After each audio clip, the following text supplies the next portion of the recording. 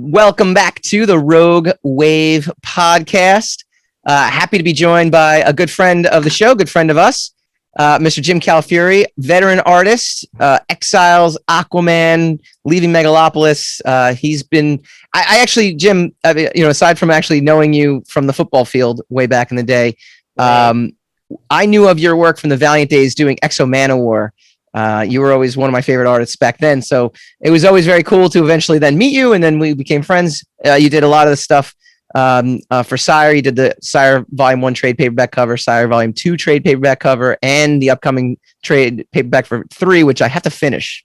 The fun part about drawing your own book. So talk to us about that. You are doing Ed. What's that? You're going to tell me you were like 14 when you first saw my stuff, right? Let's not do that. Don't do it. Probably 12. I had a creator on a panel, a girl, and I was mentioning something, and she goes, "I wasn't even born yet." I'm like, "I'll just twist that knife, thank you." Well, I was in my 20s when I met you, Jim. So at least there's that. I was already an adult. So you could get into R-rated movies. He could. Yes. No, I couldn't. I was able to. Yeah. Michael. Well, I mean, hey, Jim, you could have been 11 years old toiling away at Exo Manowar. You never know. That's it. Yeah, I'm a prodigy. So talk to us about Ned, Lord of the Pit. It's a creator-owned book. It's a book that is this your first foray into writing aside from Exiles? No. I've been writing since the beginning. I started out at Caliber Press, which was a small independent publisher back in the 80s, late 80s. They had a lot of good people came out of there. The Crow was published there, so Jim O'Barr came out of there. Bendis came out of there. Mike Lark came out of there. Yeah. Guy Davis came out of there, Phil Hester. A lot of people worked for them. And I wrote everything myself there. Then basically I moved up to the big time with Valiant. And I wrote sporadically. I plotted a little bit. I think my next published writing wasn't till Exiles at Marvel. Well, I remember, that's how I know you from being a writer, was Exiles. In Valiant, and I was pretty keen on that. I don't remember you getting the writing credit if you did. That, but all right. So maybe my 12-year-old brain did not calculate that, but it's exciting though. So Exiles, I remember you were on hand to create, what was it, Blink, right? That's like the big. No, Nocturne. Nocturne. Okay. Yeah. Nocturne was created in a book called X-Men Millennial Visions. They had a pinup book where they had creators do their version of the X-Men. Okay. Like in 25 years, because it was the 25th anniversary. And so I did this group of X-Men now, and it was Nocturne was Nightcrawler's daughter. I basically did things that I figured Claremont would do. A member of the team was Armageddon, who was Apocalypse's son, so like the villain's son on the team, the son of one of the heroes on the team, like that. And what originally Exiles was supposed to be was going to be an anthology series based on any of those pinups, one after another. Yeah, having the creators do those pinups. But when Judd came on board, I guess he turned it into this team alternate reality book, and the only character that made it out of X-Men Millennial Visions was Nocturne, which was cool. And then I did 2 issues of Exiles, 41 and 42, or 42 and 43, which was her backstory. So it was basically a longer version of the text piece I had written for Millennial Visions. Excuse me. And then I did a little plotting on Aquaman with Peter David. And then I wrote an issue of Green Arrow that I didn't draw. Oh, wow. Okay. Yeah, so that was Judd was doing it. He was taking an issues break, and he just recommended me to Shrek, who was the editor at the time. That's awesome. I didn't know that about the DC stuff about plotting and things like that. But here's the honest truth, though, right? And I told Hassan this at the beginning of the show. I did a lot of kickstarting. I backed a lot of Kickstarters last year. Yours was my favorite book that I read. Really? Out of all the Kickstarters I backed. No joke about that. I really, I remember reading it too and just being very impressed with. And again, I knew you had written stuff at Marvel, but again, I know you as an artist, and that's sometimes a tough, brand perception to kind of escape from. And I just remember being engrossed in the storyline, immediately. So it wasn't like, oh, I'm reading Jim who's trying out writing now, or Jim the artist who's also now doing writing. It was, I'm engrossed in what's happening in this book right now. So kudos to you on that. Excellent. And excited for the next volume. So tell folks who might not know what Ned Lord of the Pit is all about the book. Well, Ned Lord of the Pit is a supernatural horror comedy. The line I keep saying is you can tell somebody named Ned should never be a Lord of the Pit.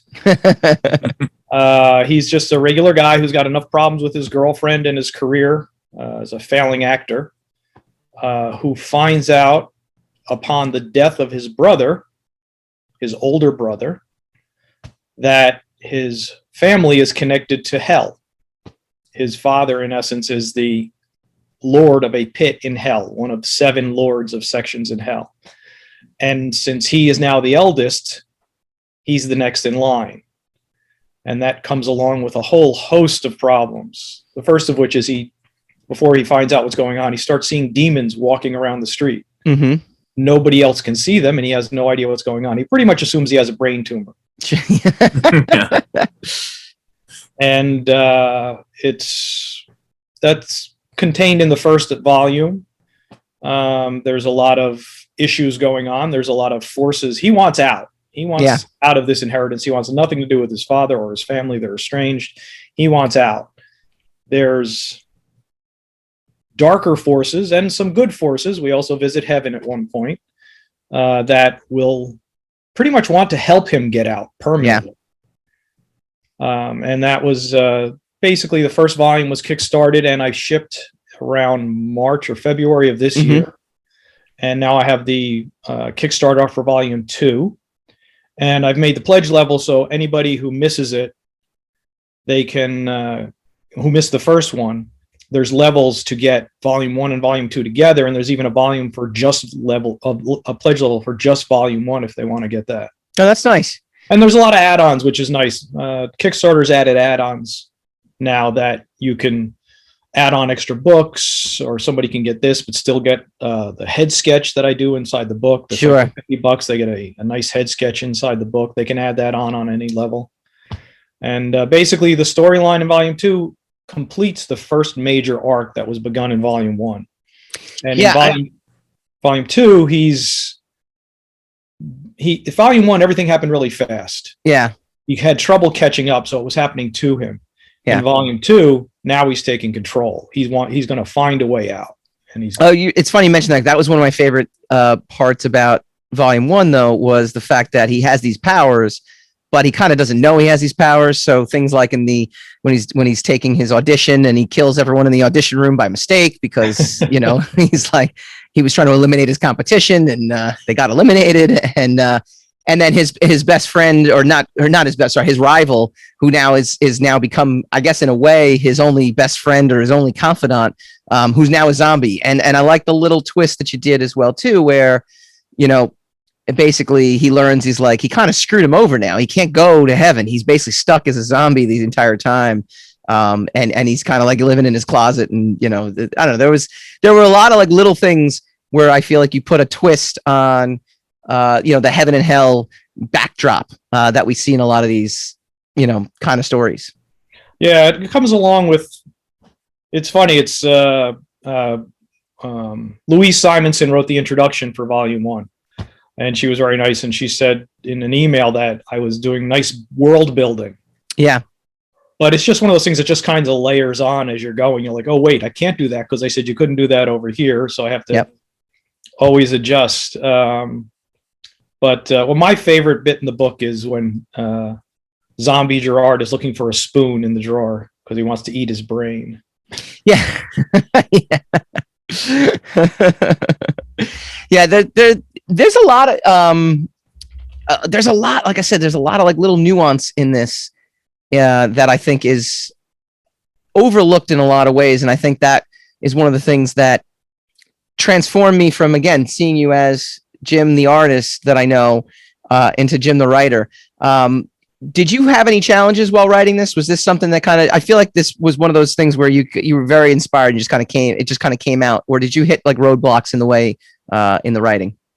Well, one of the things, and you know this, being your own editor in essence, it's really freeing. And especially when it comes to comedy. Comedy really is about the beats. Yeah. A lot of times it's about a beat panel, that moment where you're just on the guy and the joke lands. Yeah.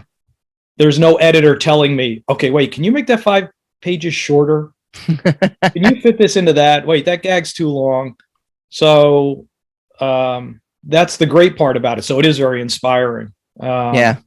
I don't think I really hit any roadblocks in the story as I was going. I mean, the nice thing about doing it yourself and having, in essence, an extended deadline, tweaking the dialogue constantly. I'm sort of obsessed with meter and rhythm. Yeah. I keep trying to get that into a perfect area. The only thing I realized with the first volume, and it would have been structured a little differently if it had been floppies, 20-page floppies.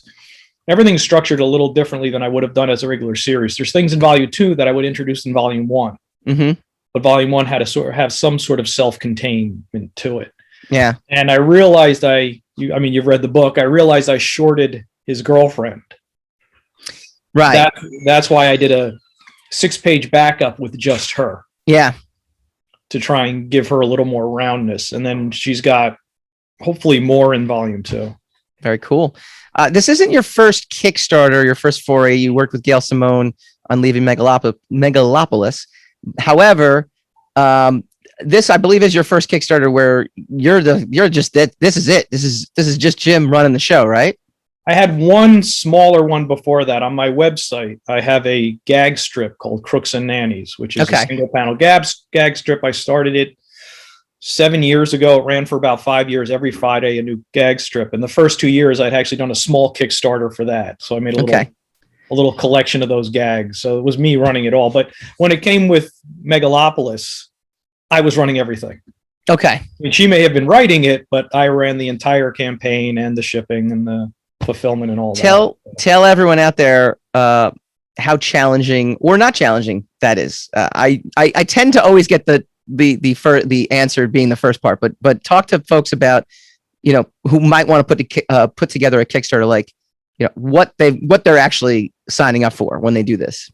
It's a lot of work, but it's yours, and this. I would do anything for it, so it's never that horrible of a job. We had about 5,000 backers on Megalopolis.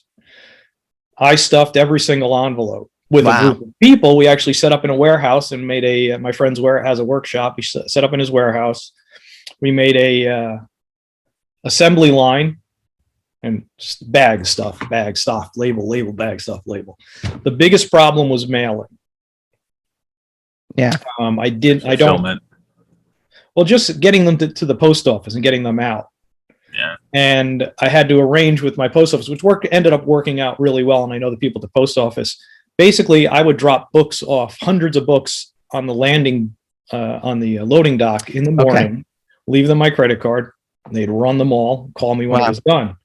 Because originally I was walking in with boxes. Yes. Boom. And I said, is there some way to do this? And they're like, no. I said, okay, I'll stand here for 3 hours while you're running one by one. And the worst thing that happened was in that beginning, before we worked out me dropping them off, the person behind the counter did almost 3/4 of what I had brought. Yeah. And she hit the wrong button. And the button was delete. And it just doesn't delete. Oh, no. The tape has to print out every single deletion. So for like 20 minutes, and it was murder. But it's like I said, the unglamorous side of Kickstarter. These are things people kind of have to know. I'd say the biggest thing for anybody who's going to do a Kickstarter is be smart about your rewards, because it always seems cool to do things like, a mug would be cool. But if you only get 2 people taking the mug, you still have a minimum you have to print. Yeah. Then you have to ship it separately. It's nice to do things that fit right in the book. can be shipped with the book. But the fulfillment, it was a haul, but it was worth it because you own it. It's all yours. Yeah, no, there's definitely something that, in terms of the creator-owned book versus working for the big two, likes, dislikes, preference. Well, it's a lot more tenuous working for yourself. Mm-hmm. You know, it's obviously more rewarding. It always is. It'll always be doing your own thing for people who want to do their own thing. I know there's people who really don't.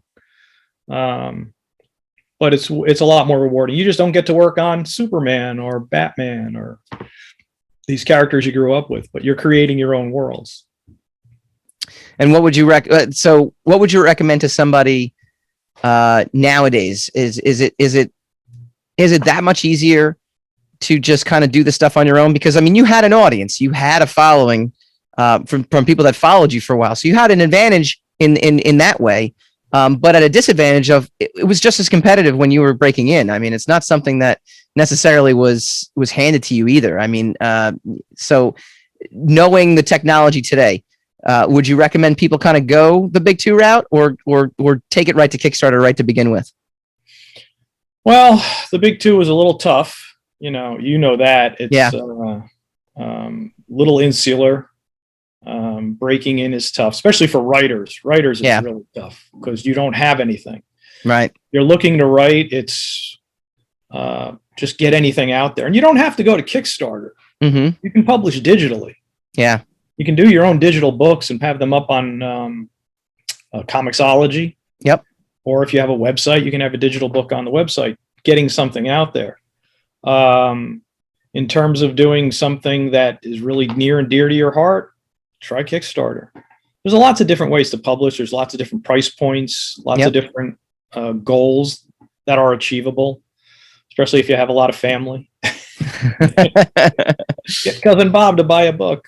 That's right. You know what's funny? I never liked that originally because I was like, well, I don't want to ask my friends and family, but it turns out like they want to support. Like they actually, might get upset if you don't ask them. Like, hey, why didn't you? I'd love your stuff. Like, why wouldn't I? So it's interesting in a lot of ways how Kickstarter has kind of like not only revolutionized the industry, but just revolutionized like how we may think, or at least how I thought about, kind of branching out and the people that would be interested in your stuff that you might not realize. I had the advantage that, like you said, I had already been working in the industry for 20 some years or whatever. So I wasn't that dependent on it, but especially for people who are starting out, the important thing is to get it out there. Yeah. It doesn't matter how you get it out there. Yeah. Just make it out, make it public, put yourself out there for sure. Tell everyone where they can get the new Kickstarter. I know you got a web address for this. That's actually very smart and very, efficient way to do this. Well, I learned something with Megalopolis. Leaving Megalopolis was running whatever year it was like in June. Mm-hmm. And a couple months later, I'm like, gee, I probably should register the domain name, leavingmegalopolis.com. I had the web guy who built my web page. I asked him to look it up. Somebody had grabbed it in June while the campaign was going.